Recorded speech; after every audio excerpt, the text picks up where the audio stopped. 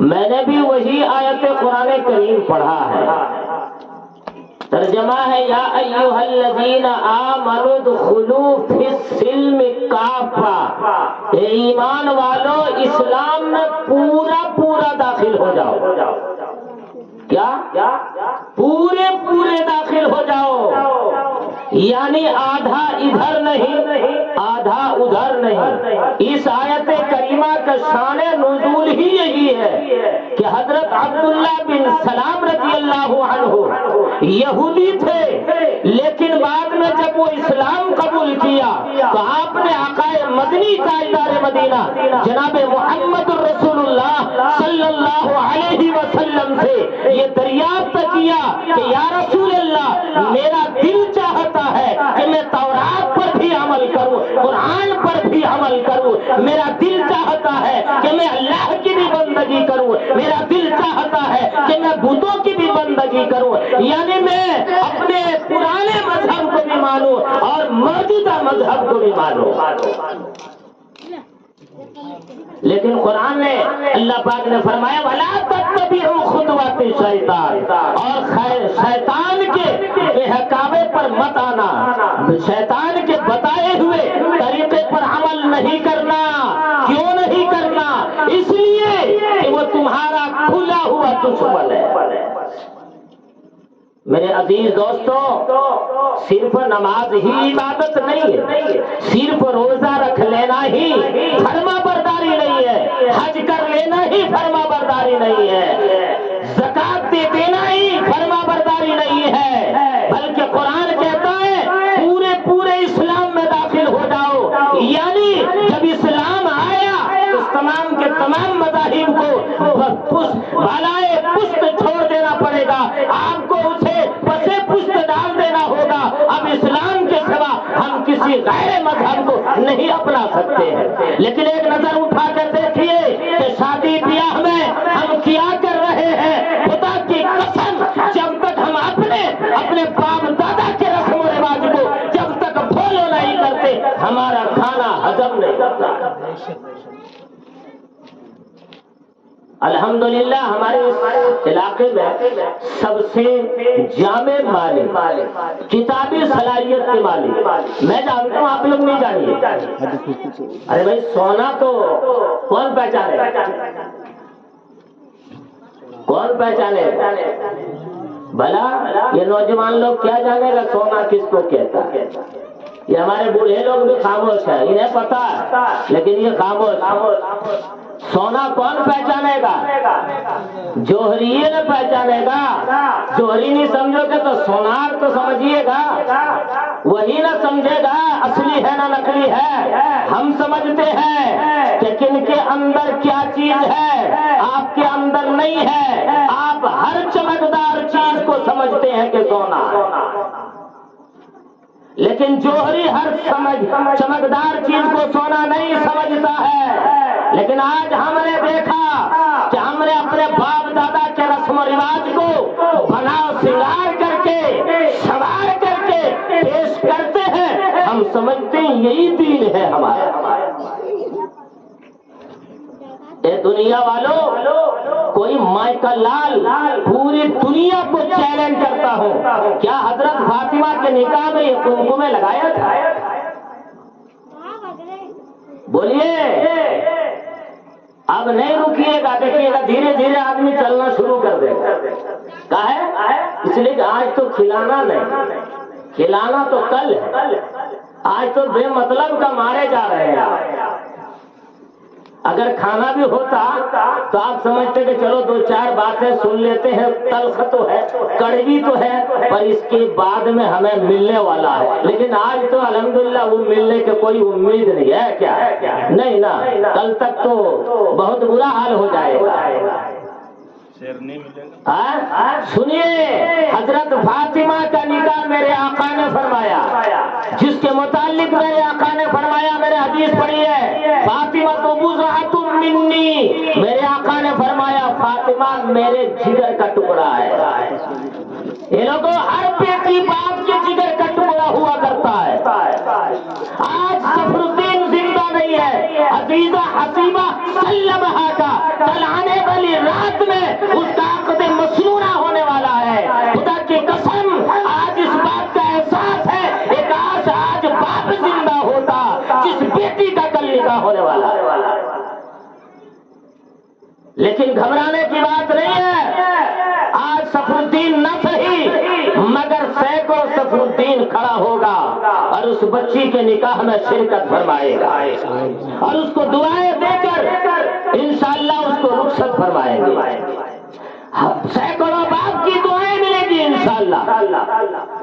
मेरे आका ने फरमाया फातिमा तो बुज़अतुम मिन्नी, फातिमा मेरे जिगर का टुकड़ा है। उलमाए किराम फरमाते हज़रत फातिमा रज़ी अल्लाह ताला अन्हा रसूलुल्लाह सल्लल्लाहु अलैहि वसल्लम के हम शक्ल थे। जैसे अल्लाह के नबी चला करते थे हज़रत फातिमा की भी चाल वैसी थी। जैसे मेरे आका गुफ्तगू फरमाते हज़रत फातिमा भी अंदाज़े गुफ्तगू ऐसे ही था। आप जैसे बैठा करते हज़रत फातिमा भी वैसे बैठा करती थी। आज भी आप औलाद वाले हैं, आप अपनी औलाद को देखिएगा। खुदा की कसम कभी बाप का नक्शा बेटे पर आता है, कभी बाप का नक्शा बेटी पर आ जाता है। कभी बाप की तरह बेटी बोलती है, कभी बाप की तरह बाप भी बेटा भी बोला करता है। चाल ढाल अखलाक अतवार माँ बाप से मिलता जुलता है। इसलिए अभी हमारे बिरादर मोहतरम ने फरमाया कि अपनी औलादों के बारे में सोचा करो, अपनी औलादों को सही सांचे में ढाला करो। इसलिए मेरे आका ने हजरत फातिमा को अपने सांचे में ढाला था। ए लोगों, जब हजरत फातिमा का इंतकाल होने का करीब आ गया, हजरत फातिमा ने रात में ख्वाब देखा कि मेरे अब्बा जन्नत में मुझे तलाश कर रहे हैं। मेरी पर्दा नशीन खवातीन, अगर मेरी बात मेरी आवाज आपके कानों तक जा रही है, खुदा की कसम आज हमारी माओ बहनों के पास जेवर की कमी नहीं है, पैसों की कमी नहीं है। हर चीज से हमारी माओ बहनों को अल्लाह ने नवाजा है। एक आज हमारी माओ बहनों को अल्लाह ताला पर्दे से भी नवाज दे तो उन पर सोने का सुहागा हो जाएगा। आज बहुत बड़ी कमी हमारी बहू बेटियों में है, पर्दे का एहतमाम नहीं है। खास तौर से शादी मौके पर तो पर्दा बिल्कुल ही नहीं रहता है। हजरत फातिमा रज़ी अल्लाह ताला अन्हा ने ख्वाब में देखा कि मेरे अब्बा मुझे जन्नत में ढूंढ रहे हैं। आज हम ख्वाब में देखते हैं हम अपनी बेटी को जहन्नम में ढूंढते हैं, क्योंकि बाप भी जहन्नमी है, बेटी भी जहन्नमी है, लिहाजा जहन्नम ही में तलाश करेंगे। कहाँ करें? देखे ना सावन में आता है, अगर कोई आ जाए घर में ढूंढने के लिए ना, मौलाना साहब भी कहाँ है तो बोलेगा बहियार में। कहा है सब तो बल कादा खेत में लटाया फटाया हुआ है, क्योंकि सब तो वही कर रहा, तो कहाँ खोजेंगे? मार्केट में जाके खोजोगे? सावन में थे वही डाड़ा उड़ा में क्या बोलता बहियारे में मिलेगा।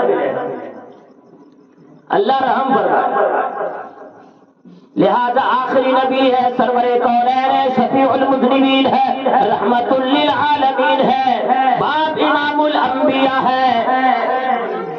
तो बेटी भी जन्नत की सरदारन है, औरतों की सरदारन है, जन्नत के खातूनों की सरदारन है। माशाअल्लाह जन्नत में ढूंढ रहे। हजरत फातिमा की आंख खुल गई, हजरत अली तशरीफ लाए सुबह, फरमाया मेरे सरताज आज मैंने ख्वाब में देखा है कि मेरे अब्बा मुझे जन्नत में ढूंढ रहे हैं और मैं मिल नहीं रही है। हजरत अली ने फरमाया कि फातिमा आज तूने रोजा रखा है, आज तूने सहरी मेरे दस्तरखान में की है, इंशाअल्लाह आज तू अफ्तारी अपने अब्बा हुजूर के दस्तरखान में जन्नत में करेगी। लिहाजा आज तेरा ये आखिरी दिन है। ये ख्वाब बता, सपना समझते ना, ख्वाब नहीं समझोगे, सपना। सपना देखी है बेटी ने, बाप ढूंढ रहे, हजरत अली ने उसकी ताबीर बता दी कि आज आखिरी दिन है तेरा। सुभान अल्लाह। اب کیا کہنا ہے؟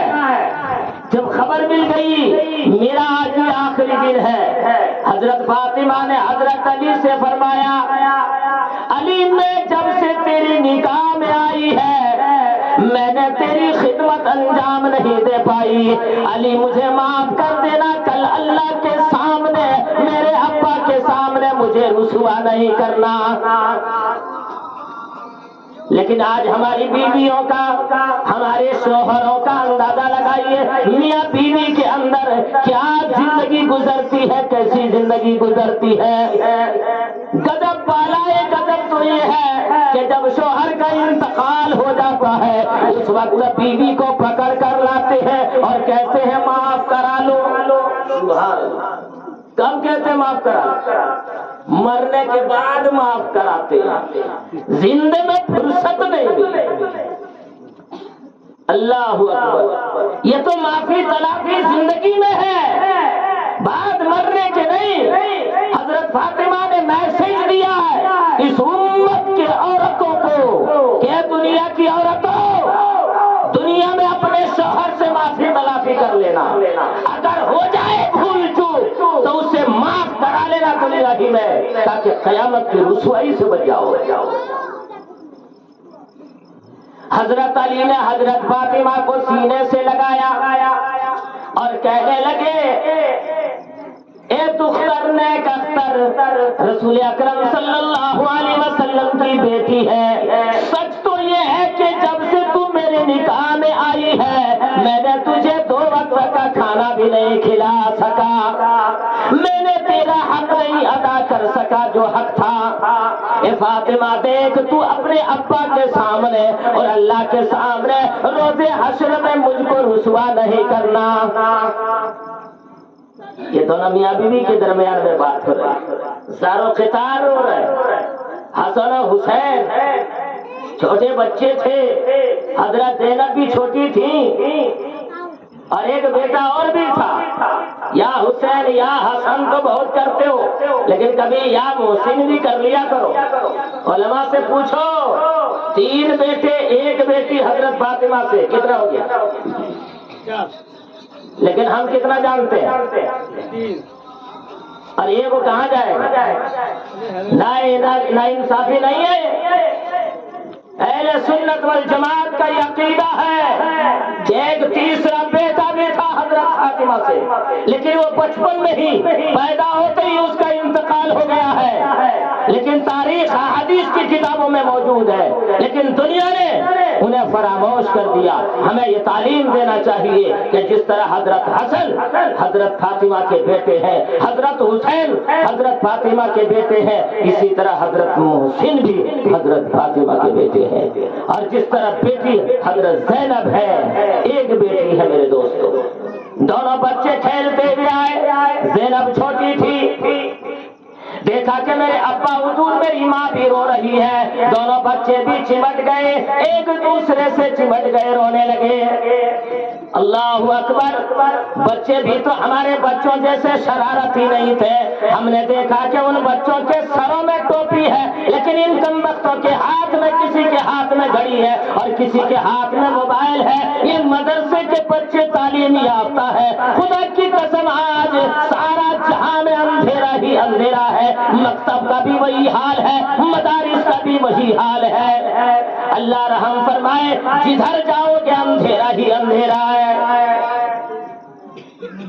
ایک وقت ایسا تھا کہ جب صحابہ کرام کی مجلس سجتی تھی، صحابہ بیٹھتے تھے، چادر تن دیا جائے، خدا کی قسم جھول بھی نہیں پڑتا، پرندے آ کے ان کے سروں پر بیٹھ جاتے تھے، اتنا سکون کے ساتھ باتیں سنا کرتے تھے۔ لیکن آج وہ ماحول ختم ہو گیا، مسجد میں جائیے گا جمعے کے روز، ادھر خطیب خطبہ دے رہا ہے، ادھر مصلیان اپنا خطبہ جاری کیے ہوا ہے، کہیں بھی خاموشی نہیں دکھائی دیتا۔ یہ بددینی اور بے علمی کے نتیجے میں ایسا ہو رہا ہے میرے عزیز دوستو۔ تو بہرحال ہم یہ عرض کر رہے ہیں، دونوں باپ بیٹے، ماں بیٹے رونے لگے۔ اللہ اکبر، حضرت حسنین کریمین کوئی 6 سال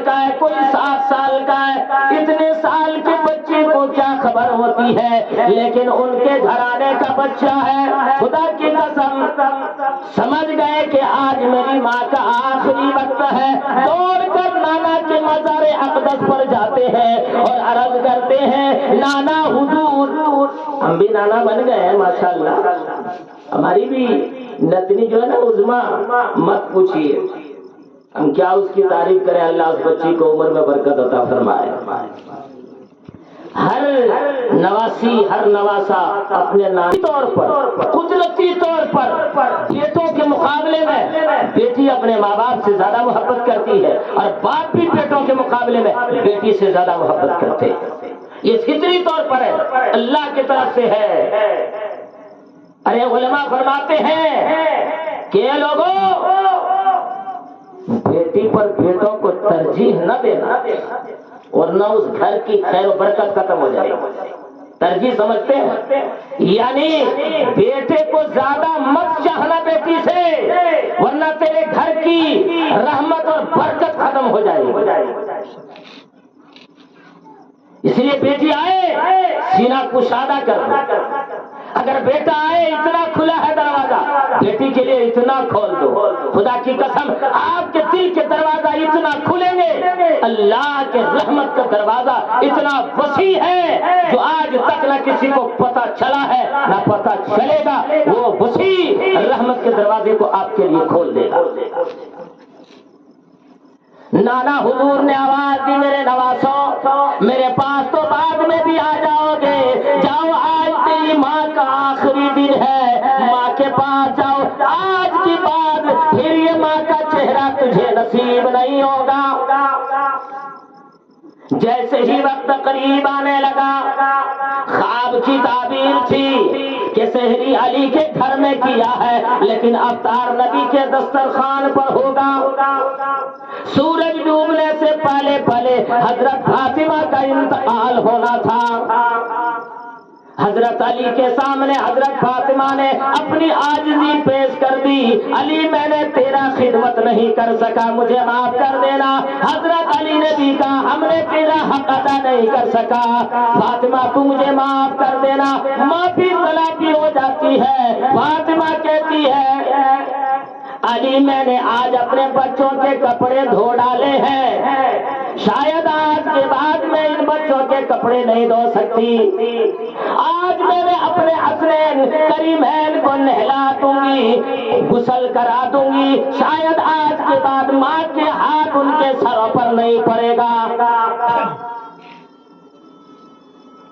نہلا دھلا کر کھانا تیار ہو رہا ہے، بیک وقت اتنے کام حضرت فاطمہ کر رہی ہے، ادھر حسنین کریمین کے کپڑے دھوئے جا رہے ہیں، ادھر پانی گرم ہو رہا ہے، ادھر کھانا تیار ہو رہا ہے۔ حضرت علی بھی حیران ہے، بیک وقت اتنے کام انجام دے رہی ہے۔ پوچھا آج آخری وقت ہے، کیوں اتنی پریشانی اٹھا رہی ہو؟ کہتی ہے علی آج میں اپنے بچوں کو اپنے ہاتھوں سے نہلا لوں گی، آج میں اپنے بچوں کے کپڑے کو اپنے ہاتھ سے دھو لوں گی، آج میں اپنے بچے کو آخری کھانا پکا کر کھلا لوں گی، شاید مجھے اب دوبارہ اپنے بچے کو کھانا کھلانا نصیب نہیں ہوگا۔ حضرات گرامی وہ وقت قریب آ گیا، پھر حضرت فاطمہ وصیت کرتی ہے علی میری ایک بات مان لینا، کہا بتاؤ تیری ایک نہیں سینکڑوں باتیں ماننے کے لیے تیار ہو۔ کہا علی جب میرا انتقال ہو جائے میرے بعد نکاح کر لینا۔ کیا کہا؟ میرے بعد نکاح کر لینا۔ کئی عورتوں سے حضرت علی نے نکاح کیا، 17 کو تو بیٹا ہے، کتنا 17 بیٹے حضرت علی کے، ہم کیسے مسلمان ہیں؟ اس لیے میں نے آیت کریمہ پڑھی یا ایھا الذین آمنوا ادخلوا فی السلم کافہ، اے مسلمانوں اے ایمان والو اسلام میں پورے داخل ہو جاؤ۔ خالی حضرت حسن اور حسین کو ماننے سے پورا مسلمان پورا مومن نہیں ہو سکتے ہو، جب تک کہ اور بھی 15 بیٹوں کا اقرار نہیں کرو گے مومن نہیں ہو سکتے۔ فرمایا جب میرا انتقال ہو جائے نکاح کر لینا، لیکن اے علی جب نئی بیوی کے ساتھ ایک رات گزارو گے میرے ان بچوں کے ساتھ بھی ایک رات گزارنا۔ کیوں؟ اس لیے کہ یہ معصوم ہے، یہ نابالغ ہے، یہ ناسمجھ ہے۔ علی تو ایک رات اپنی شریک حیات کے ساتھ گزارنا، مگر دوسری رات میں ان بچوں کے ساتھ گزارنا۔ حضرت علی نے اقرار کیا، آمنا صدقنا، فاطمہ میں نے مان لیا، تو نے سچ کہا ہے، میں انشاءاللہ ایسے ہی کروں گا۔ کہا دوسری بات سنیے، فرمایا کہ علی آج تک میرے چہرے کو میرا باپ، میرے دونوں بیٹے اور آپ کے سوا آج تک میرا چہرہ کسی نے نہیں دیکھا۔ اور آج کل ہماری ماؤں بہنوں کو تو جب تک چہرہ نہیں دکھاتی ہے نا انہیں تو کھانا ہی ہضم نہیں ہوتا ہے۔ اللہ رحم فرمائے۔ اور ابھی تو مت پوچھیے، دیکھیے میں نے پہلے ہی کہا کہ یہ سونا ہے، میں جانتا ہوں، علم کی قدر کرتا ہوں، آپ بھی کریں گے انشاءاللہ، کریں گے نا؟ کس کو کریں گے؟ علم کی قدر کریں گے۔ علم کی قدر وہ کیا ہے وہ نہیں دیکھنا ہے، بلکہ ان کے اندر کیا ہے وہ دیکھنا ہے، اس کو ماننا ہے، اس کی قدر کرنا ہے۔ کسی کے بیک گراؤنڈ کو مت دیکھو، بیک گراؤنڈ سمجھتے ہیں نا، بیک گراؤنڈ مت دیکھو بلکہ علم کی قدر کرو۔ آج اچھا ہی بتائیے، ہم لوگ اونچی جگہ پر بیٹھے ہیں کہ نہیں بیٹھے؟ اسٹیج کے اوپر کرسی لگی ہے کہ نہیں؟ کیوں لگائی گئی؟ ہم بھی تو وہاں بیٹھ سکتے تھے کہ نہیں بیٹھے؟ کیوں؟ اس لیے آپ میں ہم میں کچھ فرق ہے، فرق ہے کہ نہیں؟ بہت بڑا فرق ہے، اس کا فرق نہیں ہے۔ آپ کے پاس ہے، میرے پاس بھی ہے، ایسی بات نہیں، لیکن فرق کس چیز کا ہے؟ علم دین کا فرق، علم کی فرق۔ علم ہے مقام اونچا، علم نہیں مقام اونچا نہیں، زبردستی نہیں کر سکیے گا، زبردستی آپ ان کرسیوں پر نہیں بیٹھ سکیے گا، طاقت کے بلبوتے پر نہیں بیٹھ سکتے ہیں، دولت کے بلبوتے پر نہیں بیٹھ سکتے ہیں۔ اس لیے ان سے پوچھا کیجئے میرے عزیز دوستوں، ذہن سے بات نکل جاتی ہے، ذرا یاد رکھنا بھائی، وہ تو کہہ رہے تھے کہ ہم وہ پوچھا کیجئے۔ ماشاءاللہ ہمارے گاؤں میں ایسی ہستی ہے، علم کی بنیاد پہ کہہ رہا ہوں کہ جواب نہیں، اس علاقے میں جواب نہیں ہے، میں اس چیز کو جانتا ہوں، لیکن علماء سے پوچھا کیجئے، اس کے بیک گراؤنڈ کو مت دیکھیے، علم صحیح اس چیز کو دیکھنا ہے۔ میں اس کی مثال دینا چاہتا ہوں، اگر کسی کے گھر میں آگ لگ جائے، آگ لگ جائے تو کیا فلٹر والا پانی سے بجھائیے گا؟ بھائی سمجھ میں آ رہے ہیں نوجوانوں؟ کون والا پانی سے؟ یہ ان کا تالاب ہے نا، وہاں کتنا صاف پانی ہے، وہ پانی کوئی پیے گا؟ بتائیے وہ پیے گا؟